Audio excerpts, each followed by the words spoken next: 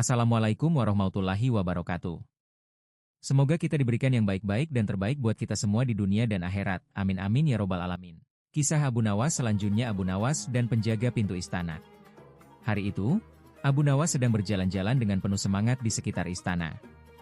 Ia tahu bahwa kehidupan di istana selalu penuh dengan aturan yang ketat, dan ia sangat penasaran ingin tahu seperti apa isi di balik tembok megah itu. Ketika sampai di depan gerbang istana, ia melihat seorang penjaga pintu yang wajahnya tegang seperti papan catur. Setiap orang yang mencoba masuk akan dihadangnya dengan kata-kata kasar dan wajah angkuh. Aku harus melakukan sesuatu tentang penjaga sombong ini, pikir Abu Nawas sambil mengelus jenggotnya. Dengan langkah yang penuh percaya diri, Abu Nawas mendekati penjaga. Penjaga itu langsung menatapnya dengan pandangan penuh curiga. "Apa yang kau mau di sini? Kau tidak bisa masuk tanpa izin raja," bentaknya dengan suara keras. Abu Nawas, dengan senyum nakalnya, berkata, "Aku sebenarnya diutus oleh raja. Raja meminta aku menggantikanmu sebagai penjaga pintu." Mendengar itu, penjaga pintu membelalakan matanya. "Apa? Aku tidak mendengar apa-apa soal itu. Aku adalah penjaga pintu utama, tidak mungkin kau menggantikanku." Abu Nawas mengangguk dengan wajah serius.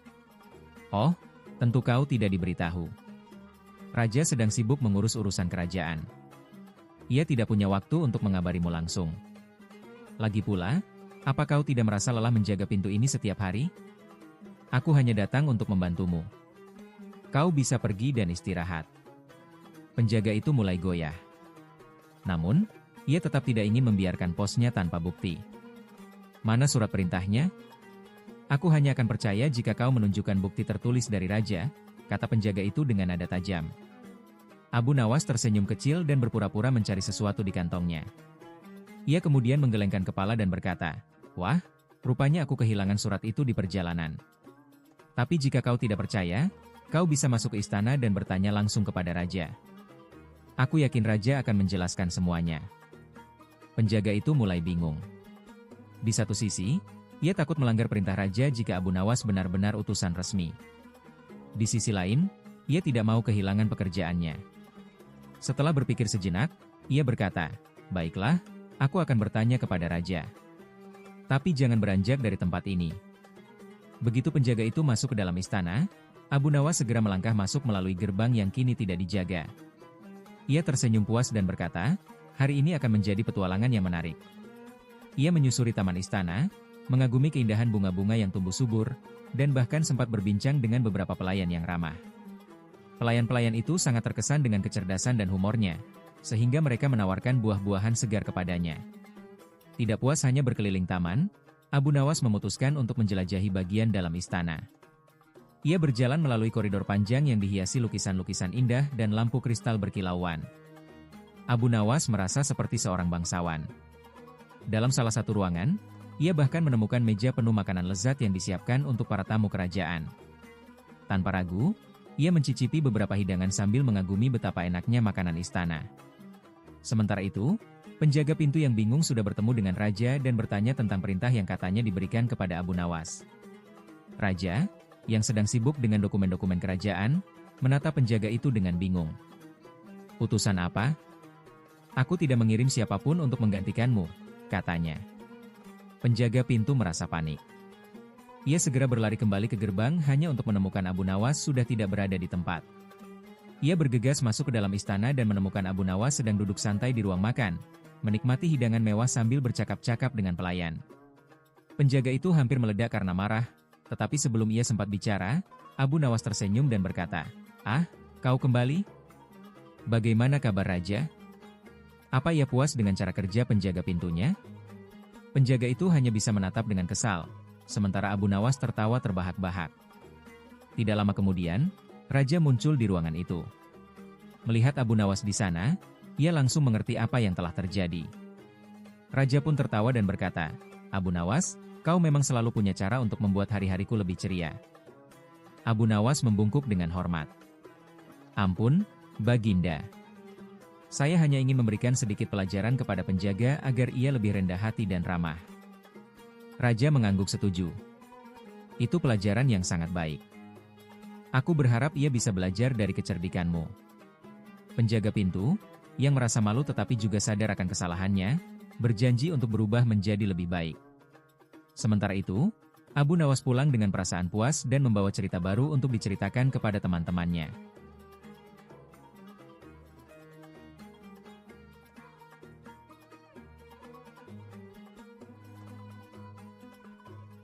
Kisah Abu Nawas selanjutnya, duel kecerdikan Abu Nawas versus para penasehat kerajaan.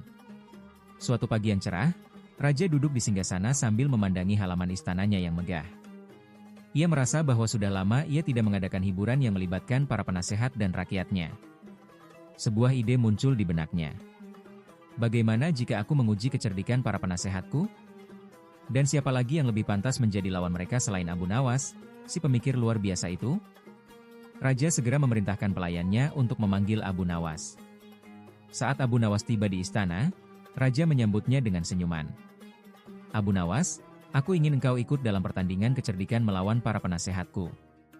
Aku ingin melihat siapa yang paling cerdas di antara kalian. Abu Nawas, yang terkenal dengan rasa humornya, menjawab dengan santai, "Ampun, Baginda. Apakah para penasehat tidak keberatan bertanding melawan rakyat biasa seperti saya?" Para penasehat yang mendengar ucapan Abu Nawas merasa tersinggung. Salah seorang dari mereka berkata, "Kami tidak hanya siap, tetapi juga yakin bahwa kami akan menang dengan mudah." Raja tertawa mendengar antusiasme mereka dan segera memulai pertandingan. "Baiklah, aku akan memberikan serangkaian tantangan. Setiap peserta harus memberikan solusi terbaik. Pemenangnya akan mendapat hadiah dari kerajaan." Babak pertama, teka-teki raja-raja mulai dengan teka-teki sederhana. Ia berkata, "Bayangkan aku memiliki seekor burung yang berada di kandang kecil.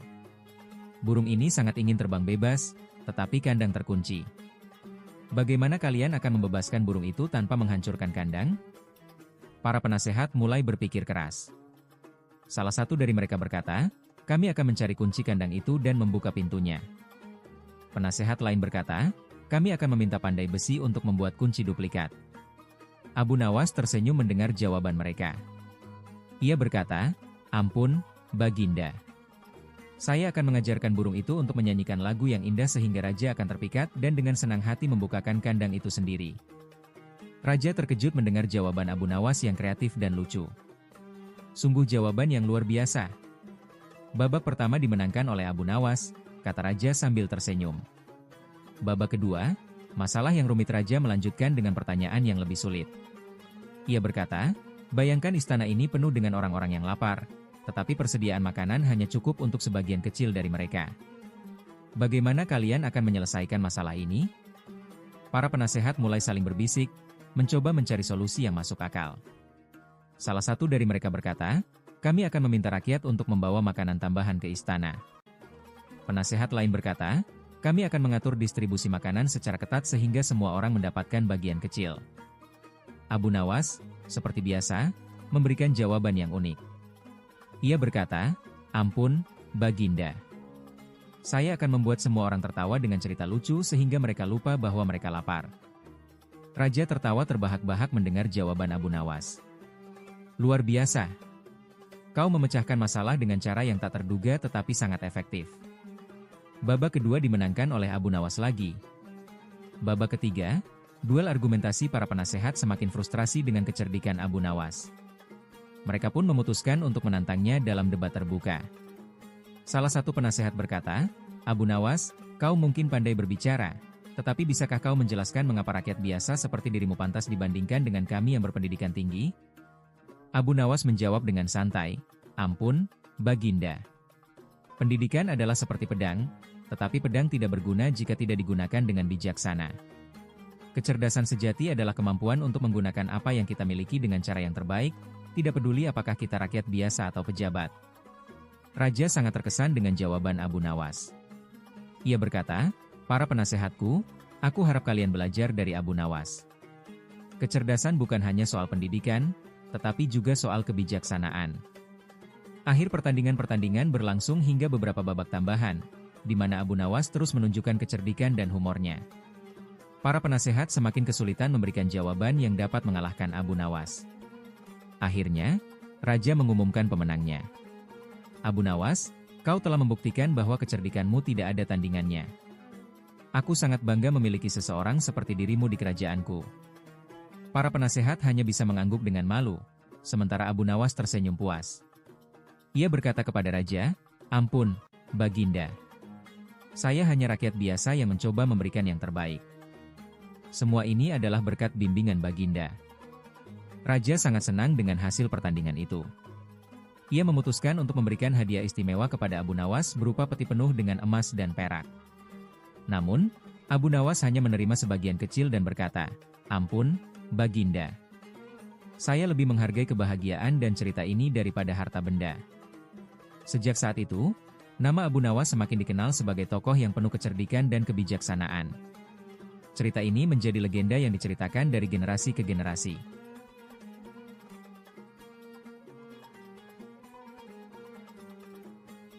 Kisah kecerdikan Abu Nawas saat ditantang mengubah air menjadi emas. Di suatu pagi yang cerah, suasana istana kerajaan dipenuhi dengan kegelisahan. Raja baru saja mendengar desas-desus tentang Abu Nawas, seorang rakyat biasa yang terkenal dengan kecerdasan dan kelicikannya. Dalam hatinya, Raja merasa penasaran sekaligus tidak percaya bahwa seseorang dari rakyat biasa bisa begitu terkenal karena kecerdasannya. Apakah kecerdikan Abu Nawas itu benar adanya, atau hanya bualan rakyat semata? Gumam Raja sambil memainkan cincin di jarinya. Ia lalu memanggil para penasehat istana untuk meminta saran. "Baginda, jika ingin menguji Abu Nawas, berikanlah tantangan yang mustahil ia selesaikan," usul salah satu penasehat. Raja tersenyum penuh arti. "Baik, kita akan melihat sejauh mana kecerdasan Abu Nawas. Aku akan memberinya tantangan yang bahkan seorang ahli kimia pun tidak bisa melakukannya," ujar Raja sambil mengetuk meja dengan semangat. Raja kemudian memerintahkan para pengawalnya untuk membawa Abu Nawas ke istana. Tak lama kemudian, Abu Nawas tiba di hadapan Raja dengan senyumnya yang penuh percaya diri. Ia membungkukkan badannya sebagai tanda hormat dan berkata, "Ampun, Baginda. Apakah ada sesuatu yang dapat saya bantu?" Raja menatap Abu Nawas dengan tajam. "Abu Nawas, aku mendengar banyak cerita tentang kecerdikanmu. Jadi, aku ingin kau membuktikannya. Aku memberikan tantangan padamu untuk mengubah air menjadi emas. Kau hanya punya waktu 7 hari. Jika berhasil, kau akan diberi hadiah besar. Tetapi jika kau gagal, kau akan dihukum." Mendengar tantangan itu, para penasehat istana tertawa kecil, yakin bahwa Abu Nawas tidak akan mampu menyelesaikan tugas tersebut. Namun, Abu Nawas hanya tersenyum dan menjawab dengan tenang, "Ampun, Baginda. Tantangan ini luar biasa berat, tetapi saya akan menerimanya. Namun, saya membutuhkan beberapa bahan dan bantuan dari kerajaan." Raja yang penasaran menjawab, "Apapun yang kau butuhkan, katakanlah. Aku akan memenuhinya." Abu Nawas lalu berkata, "Saya membutuhkan 50 guci besar untuk menampung air, beberapa orang untuk membantu saya, dan izin untuk mengambil air dari sungai terbaik di kerajaan ini." Raja segera menyetujui permintaan itu, tanpa tahu rencana apa yang sedang disusun oleh Abu Nawas. Hari pertama, rencana dimulai. Abu Nawas mulai bekerja dengan membawa guci-guci besar ke sungai terbaik di kerajaan. Ia mengisi guci-guci itu dengan air sungai dan membawanya ke rumahnya. Para warga yang melihatnya menjadi penasaran dan mulai bertanya-tanya apa yang sedang dilakukan Abu Nawas. "Abu Nawas, apa yang kau lakukan dengan semua air ini?" tanya salah seorang warga. Abu Nawas hanya tersenyum dan menjawab, "Aku sedang menjalankan tugas dari raja. Nanti kalian akan tahu hasilnya." Berita tentang tantangan Abu Nawas menyebar dengan cepat, dan seluruh warga menanti dengan penuh rasa ingin tahu. Hari ketiga, keributan di istana. Di hari ketiga, para penasehat istana mulai merasa gelisah. Mereka khawatir Abu Nawas benar-benar menemukan cara untuk mengubah air menjadi emas. Salah seorang penasehat berkata kepada raja, "Baginda, jika Abu Nawas berhasil, maka ia akan menjadi lebih dihormati daripada kita semua. Bukankah itu akan membahayakan wibawa kerajaan?" Raja yang mendengar hal itu mulai merasa ragu. Namun, ia tetap ingin melihat hasil akhirnya. Hari kelima, strategi Abu Nawas. Di rumahnya, Abu Nawas terus bekerja sambil ditemani oleh beberapa warga yang membantunya. Namun, bukannya mencoba mengubah air menjadi emas, Abu Nawas justru mengadakan pesta kecil dengan makanan dan hiburan untuk warga. Ia mengundang mereka untuk menikmati waktu bersama sambil mendengarkan cerita-cerita lucunya. Seorang warga bertanya, "Abu Nawas, apakah kau tidak takut gagal dan dihukum oleh raja?" Abu Nawas tertawa dan menjawab, "Tenang saja. Semua ini bagian dari rencana. Percayalah padaku." Hari ketujuh, jawaban Abu Nawas. Di hari ketujuh, Abu Nawas dipanggil kembali ke istana untuk memberikan hasil dari tantangan raja. Raja duduk di singgasananya dengan wajah penuh harap, sementara para penasehatnya berdiri di sampingnya dengan senyum sinis. Abu Nawas datang dengan membawa salah satu guci besar yang diisi dengan air dari sungai. "Abu Nawas," kata raja, "di mana emas yang kuperintahkan untuk kau buat?" Abu Nawas membungkuk hormat dan menjawab, "Ampun, Baginda. Air ini sebenarnya sudah menjadi emas, tetapi emas ini tidak terlihat oleh mata biasa. Dibutuhkan jiwa yang bijaksana dan hati yang bersih untuk melihatnya." Raja mengernyitkan dahinya, sementara para penasehat mulai tertawa terbahak-bahak. "Abu Nawas, apakah kau sedang mempermainkanku?" tanya raja dengan nada marah. Abu Nawas dengan tenang menjawab, "Ampun, Baginda. Bukankah setiap tetes air yang menyelamatkan kehidupan adalah emas bagi kehidupan itu sendiri? Air ini sangat berharga, bahkan lebih berharga daripada emas, karena tanpa air, kehidupan tidak akan ada." Raja terdiam mendengar jawaban Abu Nawas. Ia merenungkan kata-kata tersebut dan menyadari kebenarannya. "Abu Nawas, kau benar. Air memang lebih berharga daripada emas. Aku kagum dengan cara berpikirmu yang luar biasa." Para penasehat hanya bisa terdiam malu, sementara raja memutuskan untuk menghadiahkan Abu Nawas dengan tanah subur di tepi sungai sebagai penghargaan atas kecerdasannya. Sejak hari itu, kisah kecerdasan Abu Nawas dalam tantangan mengubah air menjadi emas terus dikenang oleh rakyat. Ia tidak hanya menunjukkan kecerdikannya, tetapi juga mengajarkan pentingnya menghargai hal-hal yang sering dianggap remeh.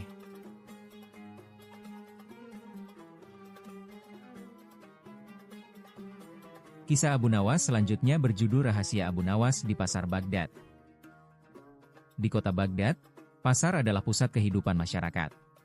Setiap hari, pedagang dari berbagai daerah berkumpul untuk menjual barang dagangan mereka, mulai dari kain indah hingga rempah-rempah eksotis.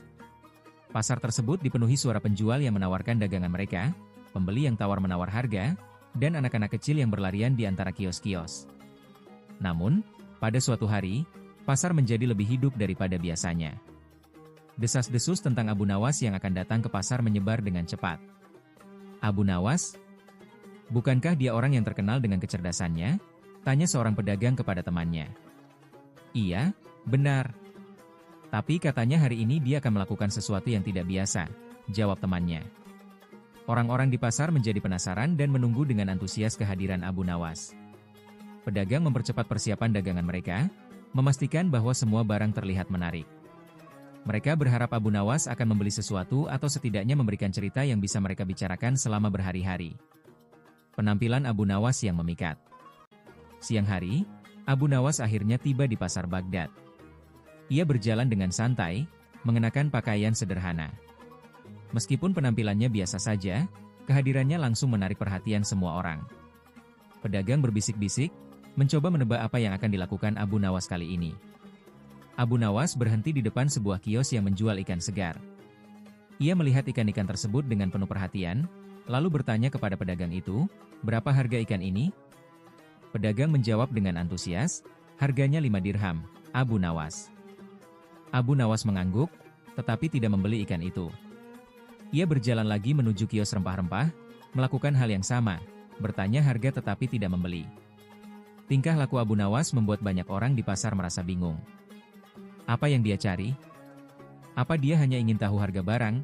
Bisik seorang pedagang kepada temannya. Namun, Abu Nawas tidak memberi penjelasan.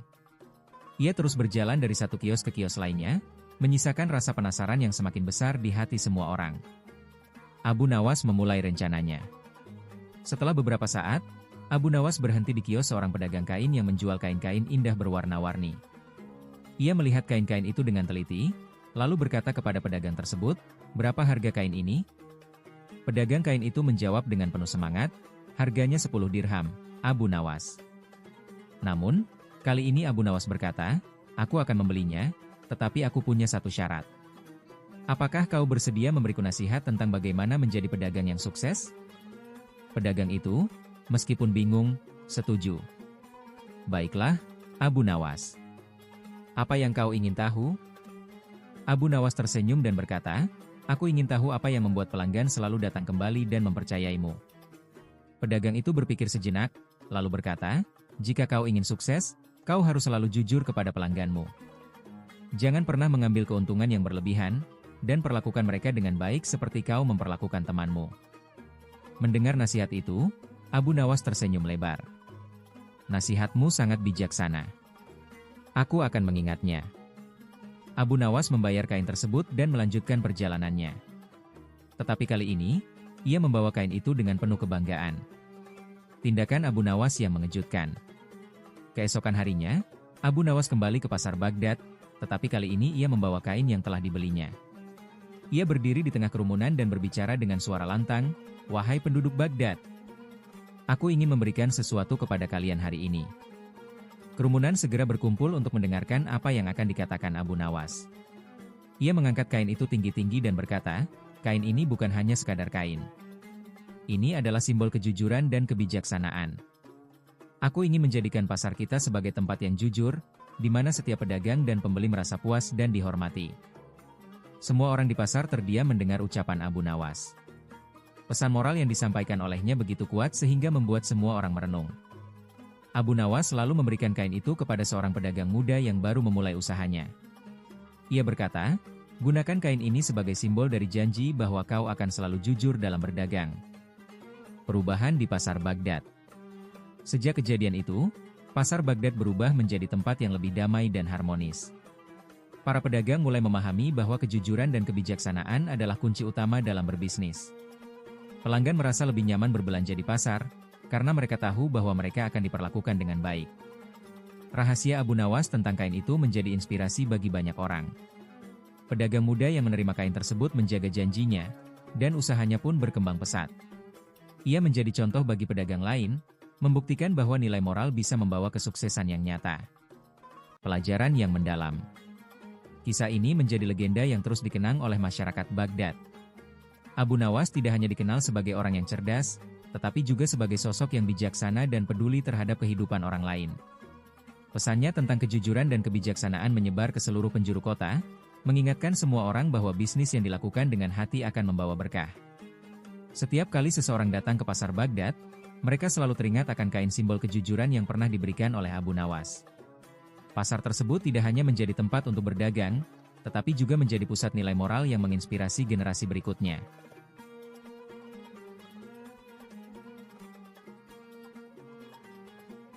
Kisah Abu Nawas versus Khalifah dalam perlombaan menangkap angin. Pada suatu pagi yang cerah di Istana Baghdad, Khalifah sedang berbincang-bincang dengan para penasehatnya. Suasana ceria menyelimuti ruangan, tetapi Khalifah merasa bosan. Ia ingin sesuatu yang menantang dan menghibur, sesuatu yang bisa menguji kecerdasan seseorang. "Aku butuh seseorang yang bisa membuat hariku lebih menarik," katanya. Salah satu penasehat berkata, "Baginda, bagaimana jika Baginda memanggil Abu Nawas? Ia selalu punya cara untuk membuat suasana menjadi hidup." Khalifah tersenyum mendengar nama itu. "Benar, Abu Nawas. Aku belum lama ini mendengar cerita-cerita tentang kecerdikannya. Kali ini, aku akan memberinya tantangan yang mustahil ia selesaikan." Khalifah lalu memerintahkan pengawalnya untuk membawa Abu Nawas ke istana. Tak lama kemudian, Abu Nawas tiba di hadapan Khalifah. Dengan senyum sopan, ia membungkukkan badan. "Ampun, Baginda. Apakah ada sesuatu yang bisa saya lakukan untuk melayani Baginda?" tanyanya dengan nada hormat. Khalifah menatap Abu Nawas dengan pandangan penuh arti. "Abu Nawas, aku mendengar bahwa kau sangat cerdas dan selalu punya cara untuk mengatasi masalah. Hari ini, aku ingin kau menerima tantangan yang belum pernah dilakukan siapapun. Aku ingin kau menangkap angin dan membawanya kepadaku. Kau hanya punya waktu 3 hari untuk melakukannya." Abu Nawas terdiam sejenak. Para penasehat di sekitarnya tertawa kecil, berpikir bahwa kali ini Abu Nawas tidak akan mampu menyelesaikan tugasnya. Namun, dengan tenang, ia tersenyum dan berkata, "Ampun, Baginda. Tantangan ini sangat luar biasa, tetapi saya akan mencobanya. Mohon Baginda bersabar menunggu hasilnya." Rencana Abu Nawas dimulai. Setelah meninggalkan istana, Abu Nawas pulang ke rumahnya. Di sepanjang jalan, ia merenungkan bagaimana cara memenuhi tantangan itu. Menangkap angin? Itu hal yang mustahil. Tapi pasti ada cara untuk memanfaatkan situasi ini, pikirnya. Sesampainya di rumah, Abu Nawas mulai bekerja. Ia mengambil beberapa benda seperti kendi besar, sehelai kain, dan pena untuk menulis surat. Tetangganya yang melihat Abu Nawas sibuk menjadi penasaran. Salah satu tetangga bertanya, "Abu Nawas, apa yang sedang kau lakukan? Kau terlihat sangat serius." Abu Nawas tersenyum kecil. "Aku sedang menjalankan tugas dari Khalifah. Aku harus menangkap angin dan membawanya kepadanya." Tetangganya terkejut. "Menangkap angin? Itu mustahil." Abu Nawas tertawa dan berkata, "Tunggu saja. Kau akan melihat bagaimana aku melakukannya." Hari kedua, persiapan yang unik. Di hari kedua, Abu Nawas pergi ke pasar Baghdad. Ia membeli kendi besar yang mulutnya bisa ditutup rapat. Orang-orang di pasar mulai membicarakannya. "Apa yang sedang direncanakan Abu Nawas kali ini?" tanya seorang pedagang kepada temannya. Setelah mendapatkan kendi, Abu Nawas kembali ke rumah dan mulai menangkap angin. Ia membawa kendi itu keluar rumah, menahannya di udara sambil berkata, "Masuklah, wahai angin. Aku butuh kehadiranmu." Beberapa anak kecil yang bermain di sekitar rumah Abu Nawas tertawa melihat tingkah lakunya. "Abu Nawas, apa kau sedang bermain-main?" tanya salah satu dari mereka. "Tidak, aku sedang bekerja," jawab Abu Nawas dengan nada serius tetapi sambil tersenyum. "Khalifah memintaku membawa angin kepadanya, jadi aku harus menangkapnya." Setelah menangkap angin dengan kendi itu, Abu Nawas menutup rapat mulut kendi tersebut. Ia berkata kepada dirinya sendiri, ini akan menjadi jawaban terbaik untuk tantangan Khalifah. Hari penentuan. Pada hari ketiga, Abu Nawas pergi ke istana membawa kendi besar yang tertutup rapat. Para penasehat yang melihatnya mulai tertawa, merasa yakin bahwa Abu Nawas akan dipermalukan kali ini. Khalifah menyambut Abu Nawas dengan senyuman penuh rasa ingin tahu.